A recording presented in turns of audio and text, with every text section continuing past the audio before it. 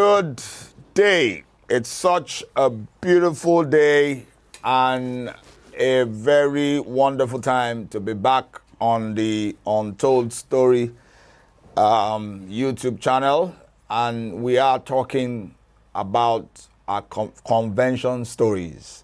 And today, I told you the last time when we had the representative of the National Executive Council in the person of Mr. Felix come to the studio to tell us about the soon coming convention happening right there in the city of Jos this 2026, the FECA Convention. It was such an exciting time. I told you that we're also going to have in the studio the Senior Friends Forum Global Chairman, who popularly known as the FECAFOS Global Chairman. He is also presently here with us in the studio, and it's my pleasure this very day to welcome and receive very respectfully the distinguished, honorable, we call him the only activator, others are motivational speaker, he is an activational speaker, Dr. Julius Osimen, Pastor Julius Osimen. He is the present senior pastor also of Global Citizens Church based in Ikeja, and he is here with us live and direct. Dr. Osimen, how are you doing? Thank you very much, sir. Sorry that we have kept you in the studio for quite a while. It's fine, sir. Well, it's for good. All right. So, very quickly, this particular broadcast is brought to you by Digit 1024 Radio Team, 1024 Radio Team, and we will be doing this conversation for maximum of 60 minutes. All right? We can do less than that. That will be good. I want to ask you to, all sons and daughters, senior friends of FECA Nigeria, please come on board. Let's draw closer, do a share, drop a comment. If you have any concern, any comment, if you are a FECA going for just 2026, drop a comment, share with someone. This conversation today is to address every concern, is to set the record straight, is to give the FECAFOS platform an opportunity to contribute and to say their position and to stir up greater mobilization for participation, especially with financial resource for this 2026 Just Convention. So if you're a senior friend out there, this conversation also concerns you. If you have any concern that you want to bring on board, come on board. We want to hear from you. And every FECAite that are listening to us, please share, comment, and subscribe. So let's come to Pastor Julius Osimen. First of all, he's been on my FECA story, so it's not in the very early days one of those people that came to share his convention story. I remember his line when it was referring to how he was treated when he was regional. So they dealt with me. O.T. Benjamin, correct? Dealt with me. I remember because I played the reels a lot. All right. So, but this time around, he's coming on this platform as the coordinator, the chairman of FECAFOS Global, not just here in Nigeria. There are FECAFOS people across the diaspora, and he is the one coordinating things. He's also looking forward to handing over, even though I've told him he's not handing over yet. This work, in FECAFOS, you have to do it like 2 tenures. So I hope that FECAFOS allows him to do another tenure in Jos. But I'm sure he's looking forward to his freedom and handing over. So how are you doing? They have to Are write, you actually looking forward to handing over? if they want me to serve again, they have to write to my wife. You have to write your... Yeah. That's no problem. Ioma is a very compliant... Once she approves it to lend me again for another 2 years, of course. I'm a servant, so I'll serve again. Awesome. So here we are appealing, we are officially applying that you should allow the man of God to do another 2 years. All right. So quickly, just a matter of introduction. Basically, what do you do? Where did you serve in FECA Nigeria, and what did you present? All right, thank you very much. And I must specially thank PapaDee for this great work you are doing on the Untold Story. and the convention stories has been very, very, very inspiring and remarkable. Like you said earlier, this is my second time of coming on this show, and I see the many sacrifices you make to keep this vision burning, even at this space, and we want to really say thank you, and God will keep giving you men and support to keep this going. Amen and amen. My name is Julius Osimen. I'm privileged to be serving currently as the FECAFOS coordinator. Of course, I'm a FECAite, and I've served at all levels of FECA, from my chapter to the zone to the region to FECA national level, and then So at the point, 5-star general. yeah, at the point where we had left, and the FECAFOS leadership came on, and then the call came, and then we answered again. What else do? I pastor a church here in Lagos by the grace of God, and I do business also. So, God is helping us to put all of that together. Okay, thank you very much. You didn't mention his church, but I've mentioned it earlier. Global Citizens Church. So they go global. They are global in expression and in reach.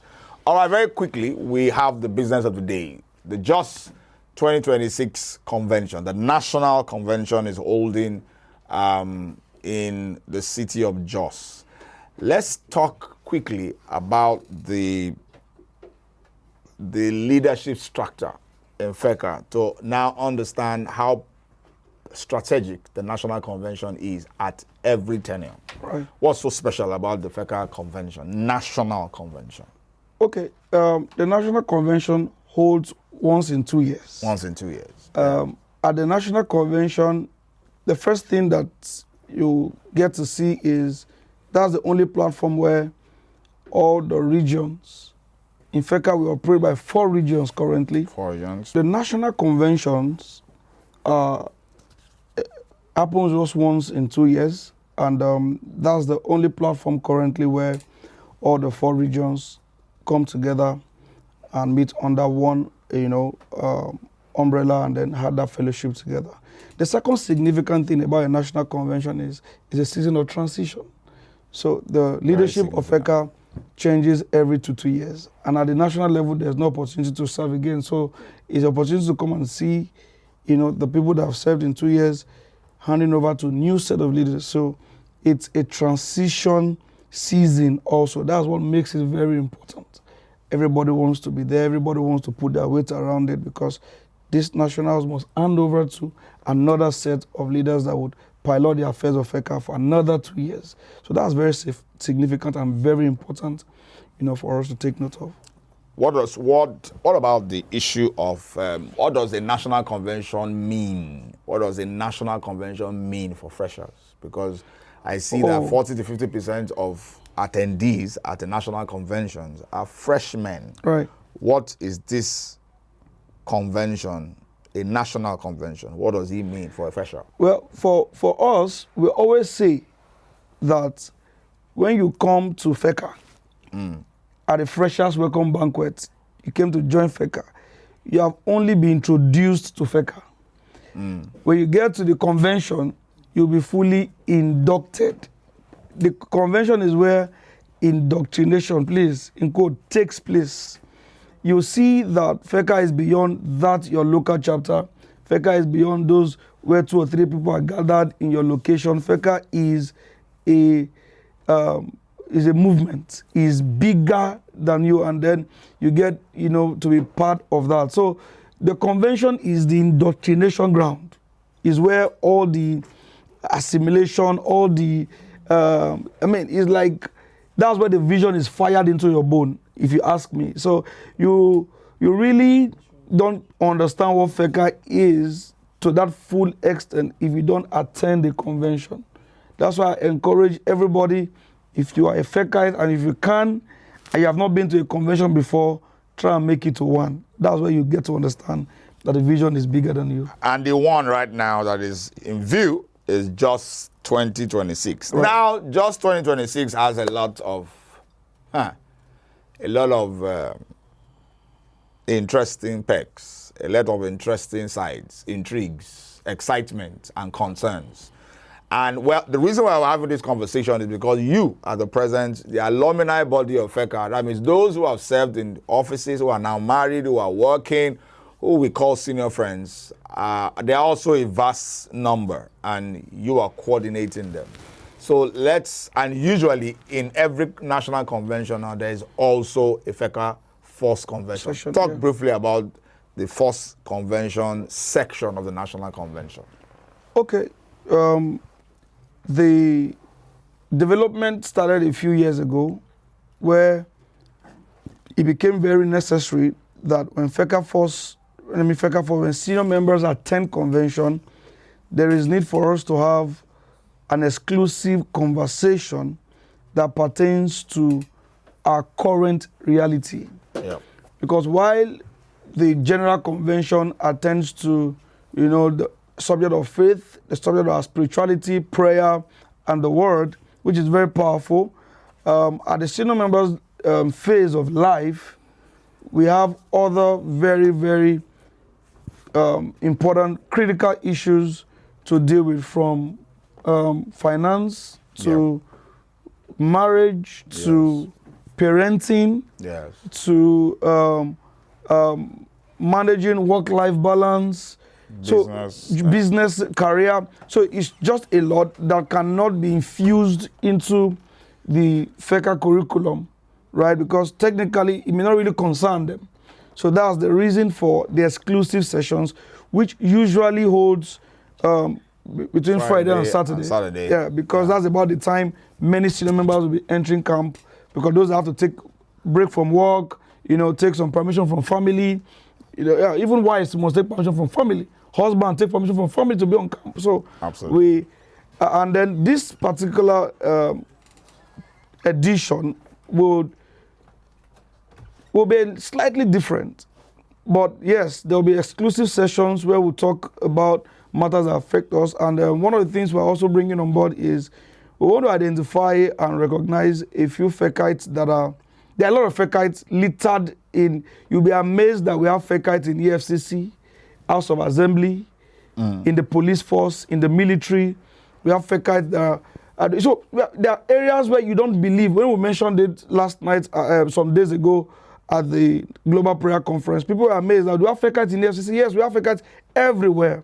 So one of the things we are doing at this year's exclusive session is we are bringing some of those FECites out of those places. It's the Kingdom Convention. Out of their hiding places. Yeah, and then we're bringing them to convention and want to make them know that, look, this vision, for us to keep it burning, we have to keep it burning in every sphere of life. And we see you. We see you as you are doing that in the police force, in the classroom, in the military, in the House of Assembly. We see you. We are rooting for you. We are praying for you. And that also, we believe, would also inspire, more people to be major players across board, right? So that's one of the, additions we are adding in this year, and they will be recognized duly, and then, we'll take it up from there. Fantastic. All right. So, so we're looking forward to that. All right. So let's talk about the peculiar concerns. What makes just 2026 of special interests, right now, to every stakeholder in this particular vision?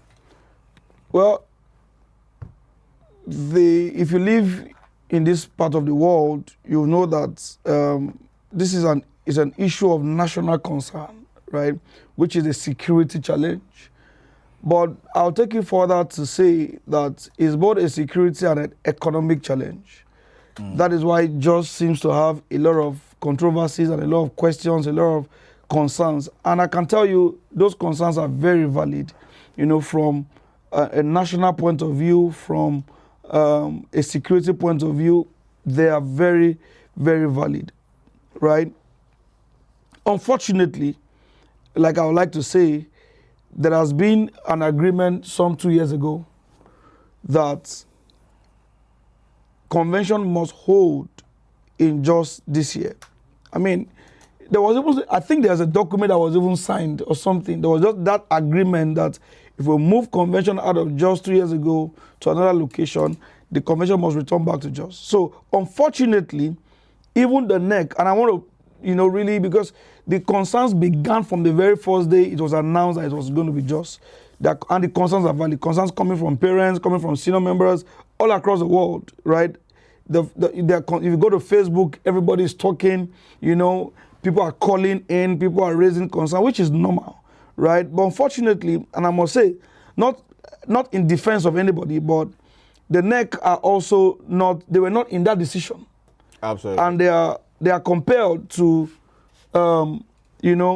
stick to the plan. They didn't have as much power as it were to make a decision on whether it will hold in Jos or not. On paper, it has to hold in Jos. And they are doing their best. And I will tell you that they are doing their best to see that it holds in Jos. They are doing their best to see that all the security concerns, are duly attended to, so that we have little or no worry about people traveling by road, into the night. They are doing all of that. I'm sure you must have heard all the infrastructure they put in place to ensure that people don't travel so late. People travel at a very, good time and all that. So concerns valid, but however, we are here now.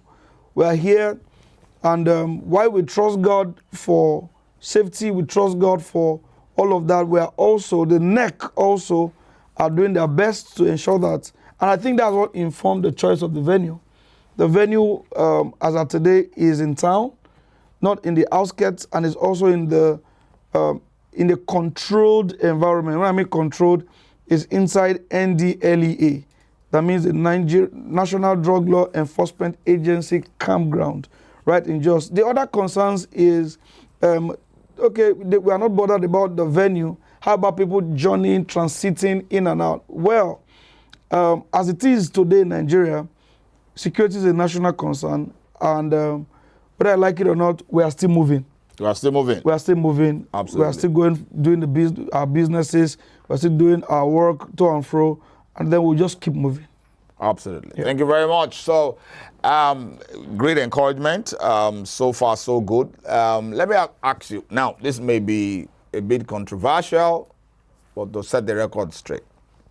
Over the years, even not long after I handed over as national president, I handed over national president in 1998. No, sorry, 2000. I served as national president 1998 to 2000. When did you serve as national? 2014-16. Okay. 14-16. No. So we are colleagues in the ministry. We are not colleagues, sir. We are father, ancestral spirits. I was just joking. All right, so from that time, from the moment I became an ex-official, of course, we had some sparks that happened at that Abuja convention. And many years later, I have seen a growing phobia from NEC anytime they see a cluster of senior friends, especially those who served in zonal, regional, and national office, gathered together in convention, are appearing in their numbers. There is this apprehension. Over the years, we have had issues, frictions, misrepresentation, misunderstanding. Sometimes it is vibes coming from senior friends, it's kind of looking down on the leadership and saying this was not the vision that we left. This is not what our FECA is supposed to be run. You guys are missing the point. When we see some reaction sometimes from the NEC that some people term as rebellious. The NEC don't want to act like they are not the one in control. They understand that they are the highest ruling executive powers in FECA Nigeria, and they are always apprehensive when senior friends gather. Now, it is even up to current. I want to ask, is there really a generational fear or apprehension or anxiety between NEC? Is NEC and force competing with power and authority? Because we also hear that, there's an agitation. They're also hearing that, there's this agitation of, let's change the constitution. They know that what is playing behind force who are canvassing for change of constitution is that they want to clip their powers. So there's trust deficit that I'm that I seem to be observing, but we need to change we need to clear the narrative. All right. So presently, what's the relationship like between FECAFOS, and I don't expect you to go into details, but just what in principle, how was the constitution? How was it designed in such a way that there will be a smooth running relationship between FOS and NEC? What are the challenges and how are we coping with it? How are we dealing with it currently? All right, sir. I think for me, it's not a constitution issue. It's a personality issue.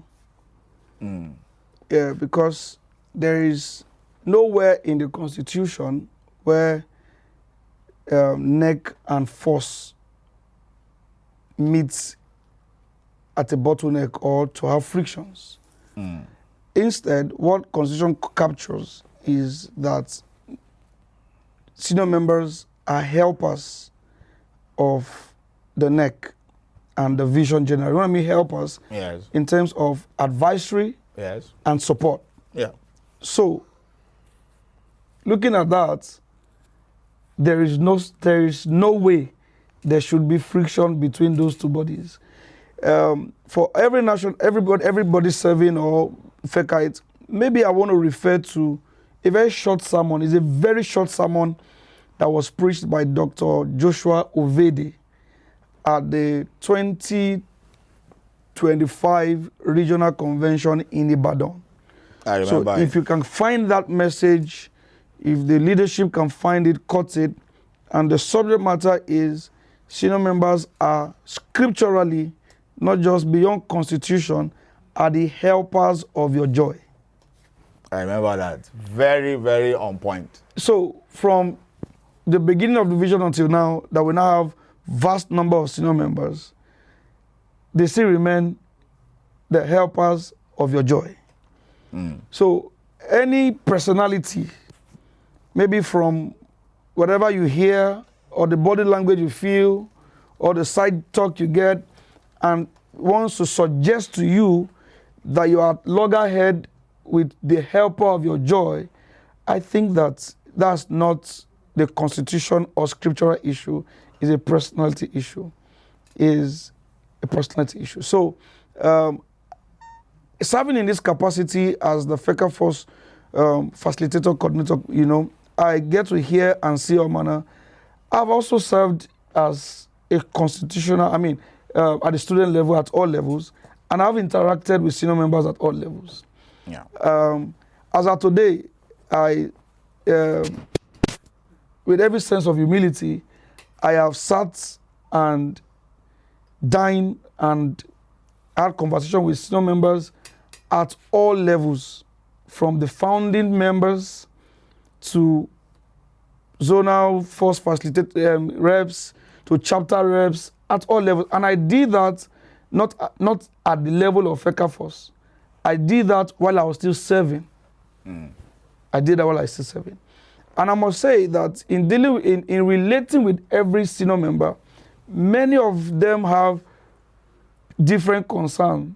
And I've summarized all their concerns to be fueled by love and passion for the vision and for us, because I was relating to them as a serving leader. I remember entering the office of a founding member, and the first thing she went into my education background. Why are you not going to school? Or why are you in school? Why are you doing that course? Went to my family. In my head, I was wondering that, Madam, I came to talk about FECA. I should give us money. Why are you talking about my life? But that helped me. I saw that beyond the structure and system, these are people that are concerned about you. Yeah. So it changed my mindset, and I've been able to build strong and solid relationship. Mama Ida can watch this video. I have access one-on-one to, name them. And that is me sitting with you outside this camera. I have access to you 24 hours. And we have, not as though we have agreed on everything at every time. We have had to disagree. Very sharp disagreements. But the disagreement will not breed dishonor. The disagreement will not breed fear or disconnection. The disagreement are all issues, and once those issues are trashed, the relationship and the vision keeps moving. But unfortunately, people have not been able to manage relationships. I've been as a serving leader, I've been confronted directly by senior members, chased me out of a chapter. I remember that. But till date, me and the senior members are still friends and still do stuff together within Lagos, outside of Lagos. So I don't think. I just remember that. Yeah. You were chased out literally. I was a zonal coordinator.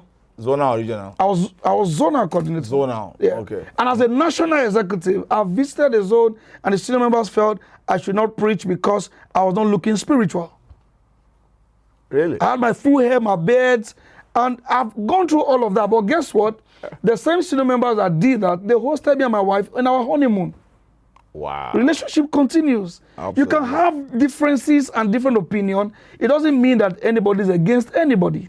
Yeah. Right? It's the same one vision. So it's my counsel that constitutionally and scripturally, there are no grounds for bottleneck or loggerhead. No contention on power or authority. Right? If I see you as a helper of my joy, you deserve my honor, you deserve my respect, you deserve my collaboration. Absolutely. And on the other hand, if I see you as a foot soldiers who are doing the work I did at some point, you deserve my prayers, you deserve my support, you deserve my respect. Right? So it's mutually beneficial, and that collaboration must continue.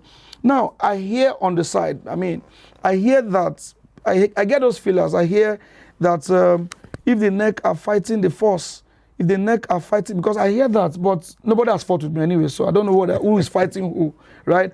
I hear that when the NEC is fighting the force, it means that there are some force members foiling it from behind, supporting them, pushing them to fight the force.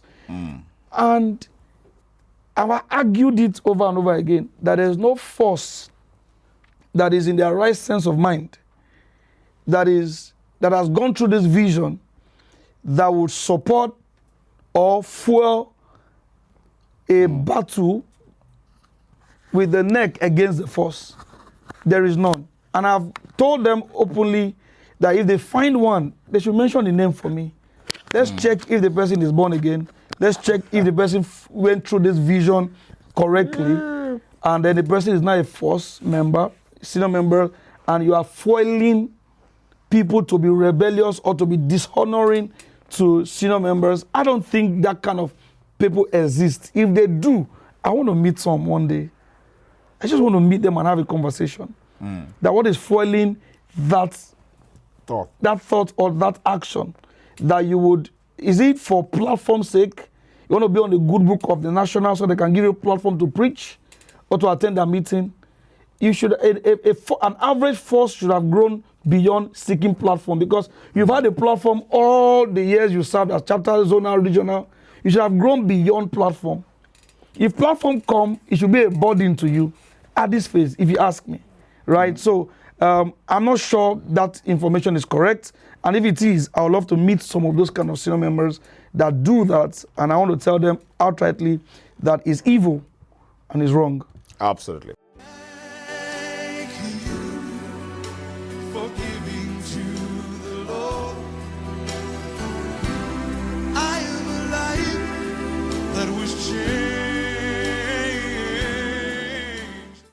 All right, so thank you very much. I hope and believe that the serving leadership and the ones to come who are listening to us are encouraged and inspired to know that there's really no rivalry. Nobody's trying to make the job difficult for them. We're just seeing from different perspectives. All right. Most of the time, we'll tell you guys, when you come over to this side, you'll probably then appreciate why some senior friends take the stand and do the things that they do. Now, before we wrap it up, you have told us a bit about what to expect from force members during the JOS convention. But is there any, if a senior member is listening to us and wants to come for JOS 2026, what would be your advice in the area of the journey, the time to come in, accommodation, what to expect, from force members that will be there? Would you encourage force members across all the 4 regions to be on their way to plan to be at JOS 2026? So what we plan to do, because from the get-go, we had projected that we want to host the highest number of force in this convention, because we saw a very, very serious decline in senior members attending conventions. People are beginning to lose interest. But you see, convention is like homecoming for us. Yeah. If we are not coming together, or coming together is a proof that we are still together. So we must keep attending convention. By the grace of God, since I handed over in 2016, I've not missed any. And maybe at some point, I don't want anybody to discourage me to miss, right? So that's why we want to encourage more participation. Absolutely. To come to convention. However, we are also future thinking, right? If it becomes difficult to come to JOS, we are putting structures in place for senior members to be able to participate in the senior member session virtually, right? If we're going to be having the elections for the new set of coordinators, right, we will also be able to do that virtually. You can vote from anywhere you are in the world, because I came on board. You can vote. That's senior members first session. Yeah. National FECA Nigeria, they are not voting electronically. The election that brought me, the election that brought me in as a FECAFOS coordinator, I was not on ground. I remember. It was on, what do you call it, proxy? Yes. I was not on ground. So if that brought me in, I should be able to step up the game to say, look, you can do that from anywhere in the world you are. So we encourage people to come, but if not, we are also not leaving you behind. The world has become a global village. That means if you're in Australia, you're in Canada, you're in Germany, you're in London and the US, you are able to participate in the FECAFOS session. We're going to have sessions of networking. There'll be teachings, of course. We'll pray for one another. We'll do the election. We'll have the award where we're recognizing those people I mentioned earlier. So you'll still be able to have that feel from any part of the world you are in. So, are you going to feed all these, friends? Feeding? Oh no, the infrastructure for feeding is, I think, on camp there will be vendors where we can get access to meals at intervals. So there shouldn't be cause for alarm for that. Yeah. Okay. So meaning, bring your money along if you want to eat well in the convention, which you're familiar with. All right. So, finally, just before we wrap it up, I want to ask you, from your experience being in the two sides, the divide, the student level and the senior friends level of FECA Nigeria, and FECA in diaspora. I'm also going to ask you to let people know, in your concluding statement, the members of your team, of the FECAFOS facilitators, so that, okay, I may not be able to reach the chairman, who are the people I can reach in my region, I'm in diaspora, who are the people I can reach. I've been out of touch with FECA since I left the country. How do I reconnect? Right. If I'm in Australia, if I'm in UK, I'm in that. So let us know the team that is handling the FECA Connect, internationally. But I want you to make an advice. This is for posterity and for the records. Now, having served in the two offices, and you have a very good experiential understanding of the strength, the weaknesses, the opportunities, and the threats of being a leader in the student level and in FECAFOS level. I want you to advise your successor and the next set of National Executive Council, giving them strategic counsel with the way you see where FECA is coming from, where FECA is going. Thank you very much, sir. When people or a system or an organization becomes obsolete when you are not changing with time. Meaning, times change, but when you refuse to change with time, you become obsolete. And when you become obsolete, you become irrelevant. And you become irrelevant, you go extinct. For FECA not to be in this space, there is need for leadership across board, whether at the student level or at the senior members level, to be future thinking, to move with time, and if possible, by the Spirit of God, move ahead of the time. Times and seasons have changed drastically. As a matter of fact, if you try to change when you notice change, you're already late. So for my counsel would be that leadership across board must begin to see the vision the way the world is currently. The world has become a global village, and leaders must begin to explore all the resources and technologies that is available to us currently to carry out the functions of FECA.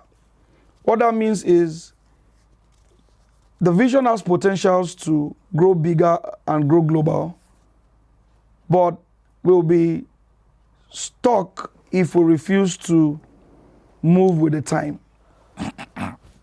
While our spiritual resources remain the same, the prayer, the word, the prophetic move of God, what God is saying per time remains the same. The vehicle that we use to communicate that has long changed. So leadership must begin to look at that. Do we continue the way it has always been and expect a different result? If you continue the way people did it some 6 years, 16 years ago, 10 years ago, what will happen is that the vision will become irrelevant. Before now, our greatest advantages has been that we can pray for long hours. We can do congresses for long hours. That is what has been our selling point, what you call our unique selling proposition. And that has made FECA stand out over the years. But as I speak to you today, many other organizations, ministries, and churches are now praying even longer hours. So praying longer hours is no longer exclusive. It's no longer a selling point for FECA. My organization currently, we just did 24 hours. And everybody came out of it. And there are many others that do long hours of prayer. So FECA must begin to deploy, while we go back to the original vision, reaching out to secondary school students, while we go back to the original vision, which is outreaches, basically outreach driven, we must begin to also look at how can we use technology to drive these outreaches, how can we use technology to change our systems of operation, and then we begin to meet with the global standard. Today, companies that do billions of dollars can do their national retreats and all virtually. So FECA must begin to move. Somebody said, we do not down and reduce the spiritual impact. I beg to differ. Because today, I don't see my mentor or the person I draw spiritual strength from all the time. I don't see him. Maybe in the year I may not, but I still draw whatever I want to draw by tapping into their books and their sermon available on the internet, and we still move on. So FECA must begin to look into all of that direction. We must begin to tweak things to meet with current trend and current standard, and then we must begin to also be very strategic in raising leaders and disciples. I think apart from outreaches, the other place FECA was really very strong is in dispensing or producing leaders, discipleship, leaders that churches will beg to have in their churches. We are turning it around now. Churches are already taking, our place. No, the standard is FECA raise strong disciples, strong leaders that churches will beg to have. So we must go back to that foundation, using every resources available to us to continue our outreaches at a very radical scale and continue producing leaders at a very radical scale as well. And we must do that at all levels, whether at the student level or at the FECAFOS level. Okay, thank you very much for that insightful advice. I'm sure that this is on the records, and successive generations will have opportunity of interfacing with this. We will continue to pray.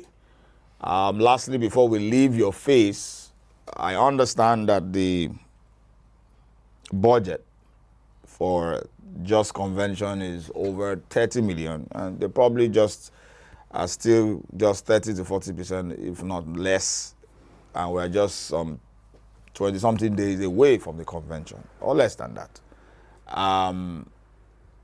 They called it a levy-free convention, which means that the usual statutory levy that you give to chapter are no longer going to be required because of, and I guess they did that because they wanted chapters to concentrate on raising, especially those who are far away from, those who are from the east and from the west, who are now going to spend a lot of their funding to come for the convention. So to encourage them, they probably didn't ask for levies. But, well, somebody still have to pay it. And we know that the pay source, large extent, is parents of FECAs and senior friends fundamentally. So, well, we know that FECA, we believe in the God of the 11th hour. The 11th hour has not come, but we know that 11th hour is not very good for planning purposes because there are vendors that needs to be mobilized. Right. And I spoke with the National General Secretary 2 or 3 days ago at the last Congress, and he said that the ownership of the venue already requesting that they should come and make full payment of the venue. No more full payment of the venue. So they must drop 3-point-something million to add to what they have. I think it's the venue is about 4.2 million to no more. Let's collect the money small. So they said they are at the critical point of the funding of the convention. So I want you to, since you are the first global chairman, most of the people that have this seed in their hands, they are earning in dollars and pounds. Okay, so let me even talk about, speak to your before people. We speak on that, the current structure of FECAFOS facilitators is that we currently have a FECAFOS diaspora coordinator, one in the US, in person of Judy Praise. Yes. Then we have one in the UK, who is also my vice deputy coordinator, like the vice chairman is in the UK. That's Dr. Essian Okoribi. But in this next tenure, we are looking at expanding it, because in the course of interaction and meeting with people, we discover that there's a very huge community up north in Canada. There's a growing community in Europe. We have a lot of people in Germany, in Italy, so we decided that in the transition, we would look for diaspora coordinators, across these different countries. Even in Asia, in China, we have a growing community also there. So all those structures are going to come. In South Africa. South Africa. No, we have people in South Africa, but I mean, they've gone home. We'll check on them.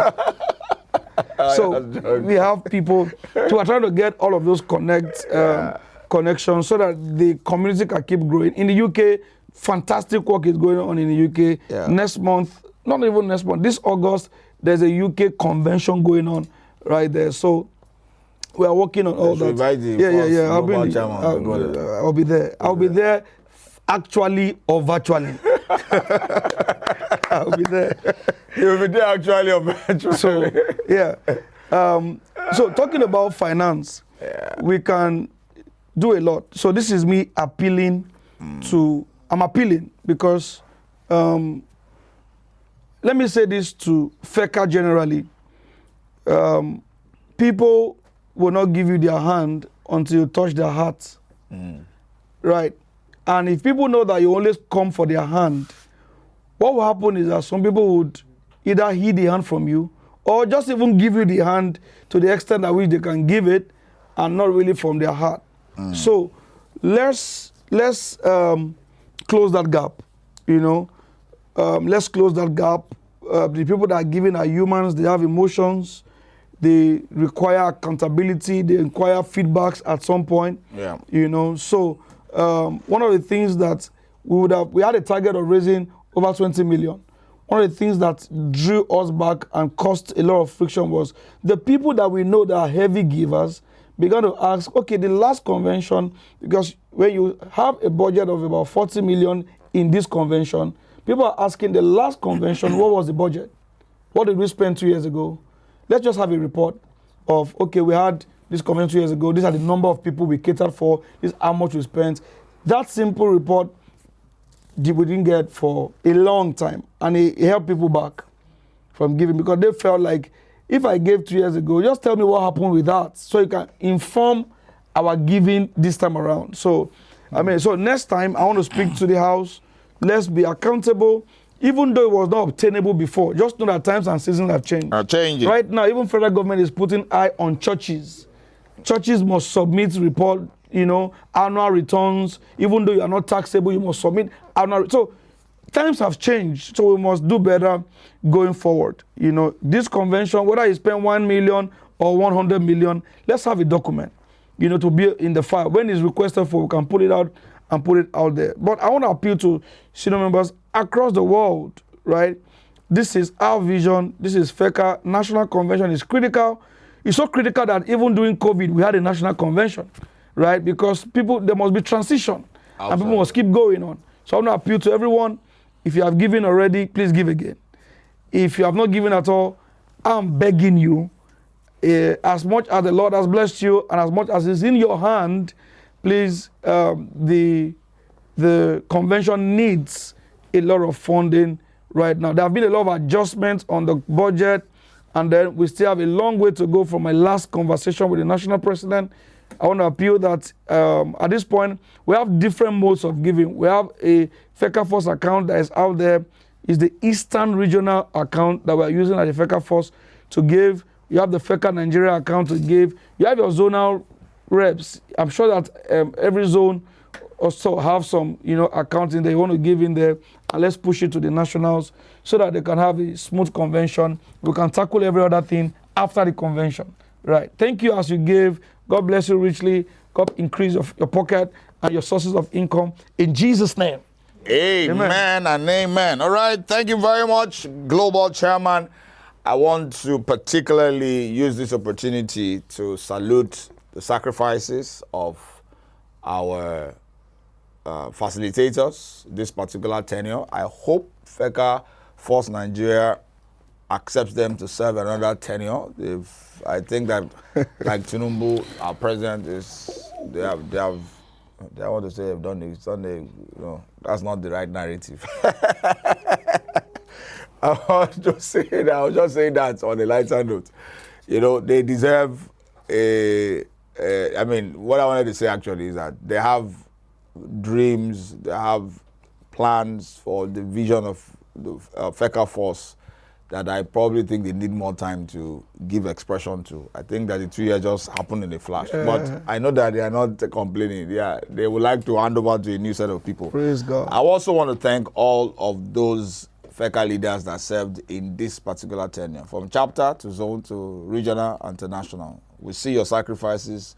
We see the burdens that you have to go through. We also know that even going to just convention is a serious, serious matter of great concern, but that your life is become an offering, that you have decided to give to the Lord. And the Bible says that he that seeketh to save his life will lose it, and those who are ready to lose it will gain it. So thank you for your sacrifice. It is not unrighteous to forget your labor of love that you have shown to his name and to the brethren.